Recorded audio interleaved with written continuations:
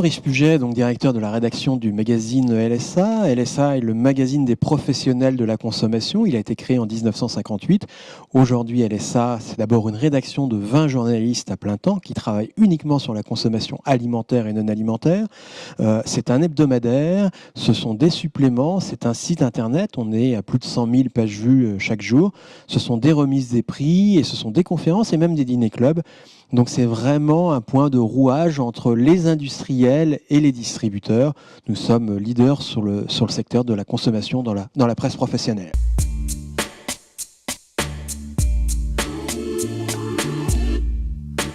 2015 a été une année difficile, mais pas catastrophique. Il faut toujours savoir prendre un petit peu de recul. On n'est pas dans la situation de la Grèce ou on n'est pas dans la situation qu'a connue il y a quelques années l'Espagne. On est sur une consommation qui tient encore, c'est-à-dire qu'elle n'a pas dévissé. Et c'est encore un des piliers très forts de notre économie.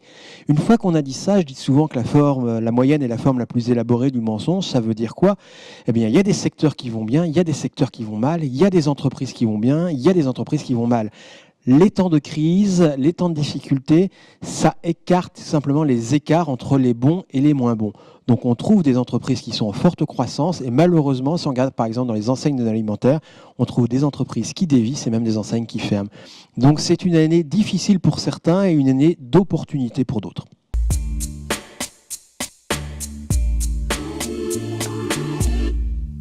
En bilan positif, regardez, si on parle entreprise, regardez la croissance d'Amazon, regardez la croissance de ventes privées, de Cdiscount. Donc bien évidemment, l'Internet est en croissance. Mais il n'y a pas que l'Internet. Regardez les croissances de Nocibé, regardez les croissances de Gamme Vert, de Biocop, le marché du bio tout simplement. Donc on s'aperçoit, oui, qu'il y a des entreprises qui sont en forte croissance et à l'inverse, malheureusement, d'autres qui dévissent sérieusement. Il y a eu des fermetures d'enseignes. Là, début janvier 2016, c'est le retrait des enseignes de téléphonie Internity, mais ça vient après d'autres fermetures d'enseignes. On voit que c'est de plus en plus difficile pour certains.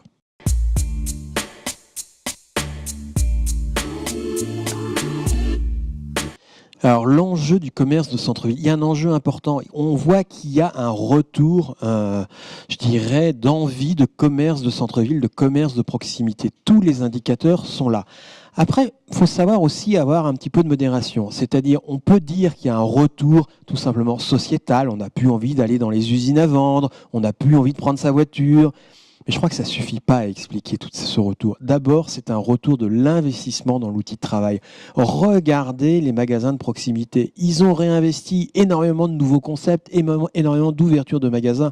Donc la première chose, ce sont des distributeurs, petits et grands, qui investissent le centre-ville avec de nouvelles marques, avec de nouveaux concepts. Et c'est ça qui draine la croissance. C'est ça qui fait que les consommateurs ont envie d'y aller, tout simplement. C'est la première chose.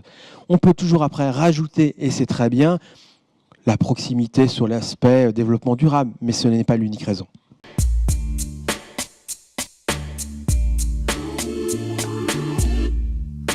Les centres commerciaux, on pourra toujours dire qu'il y a des centres commerciaux qui vont mal, oui, comme il y a des trains qui n'arrivent pas à l'heure, mais il y a aussi des centres commerciaux qui vont bien.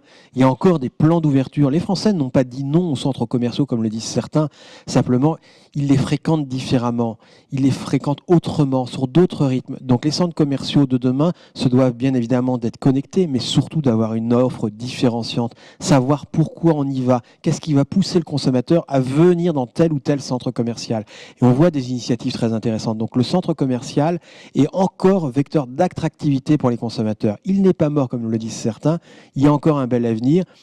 Il y en a peut-être trop, peut-être. Il y en a peut-être qui vont fermer, peut-être. Mais il y en a d'autres qui vont ouvrir et qui sont de superbes centres et qui devraient marcher.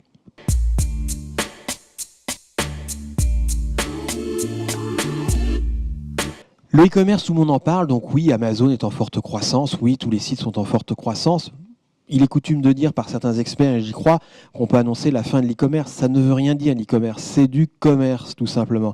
Demain, si je vais acheter un livre à la FNAC, sur le site de la FNAC, et que je vais le chercher en magasin ou dans un casier, c'est une vente magasin ou c'est une vente Internet? Peu importe, c'est une vente de la FNAC portée par le digital. Donc l'avenir de l'e-commerce, c'est l'avenir du digital et la digitalisation tout simplement de la relation entre des industriels, des distributeurs et des consommateurs. Donc l'avenir de l'e-commerce, oui, très certainement, mais d'abord l'avenir de la digitalisation de la relation commerciale.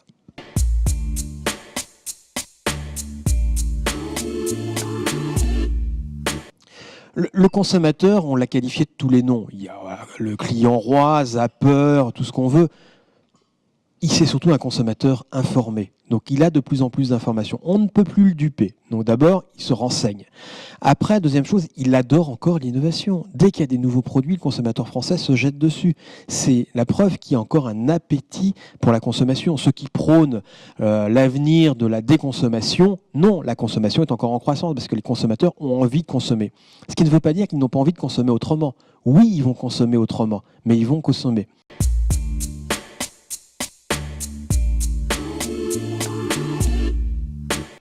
Le commerce de demain sera forcément digital.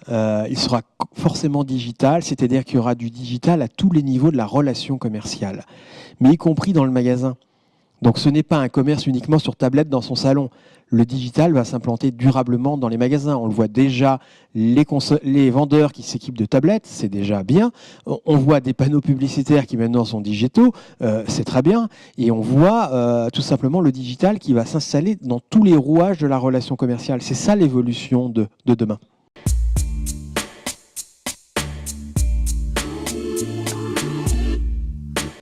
Tous ceux qui ont prôné de la déconsommation, on voit bien que ça ne marche pas. Les Français ont envie de consommer. Tous ceux qui ont expliqué que demain, il n'y avait plus de logo, il n'y avait plus de marque.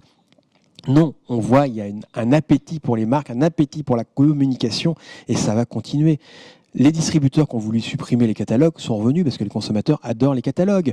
Et pour la publicité, c'est la même chose. C'est ça qui génère du trafic, c'est ça qui fait de la découverte. Donc la publicité a encore, je dirais, de beaux jours devant elle. Sans doute une communication différente, avec des angles différents, c'est-à-dire que la société de consommation, où il suffisait de dire on est les plus beaux, non, c'est terminé. Il faut expliquer autre chose, avoir d'autres promesses, on va dire, de vraies promesses. Mais c'est encore de beaux jours devant soi, la communication.